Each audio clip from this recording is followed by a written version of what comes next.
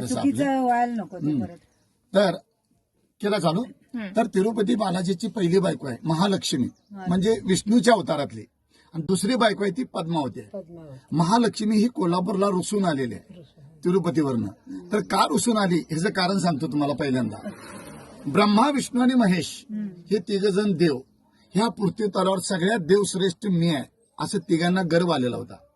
तर एक भृगु ऋषी नावाचे तपस्वी मनुष्य होते. तिघ देव देखील त्या भृगु ऋषींना गुरु मानत होते. मग गुरुंना समजले हे गर्वपणा करायला. गुरु स्वतः जाऊन त्यांना भेटले आणि सांगितले, तुम्ही किती केला तर देव आहात आणि असा गर्वपणा करू नका. मी तुमच्या तिघांची परीक्षा घेतो. जो कोणी परीक्षामध्ये पास होईल तोच ह्या पृथ्वी तलावर सगळ्यात देव श्रेष्ठ होईल. तुम्हाला मान्य आहे का विचारलं. तिघही मान्य केले, कारण गुरूंची आज्ञा पाळली पाहिजे. मग तिघही आमंत्रण देतात भृगु ऋषींना, तुम्ही आमच्या घरी या आणि आमची परीक्षा घ्या आणि आमच्या तिघापैकी कोण श्रेष्ठ आहे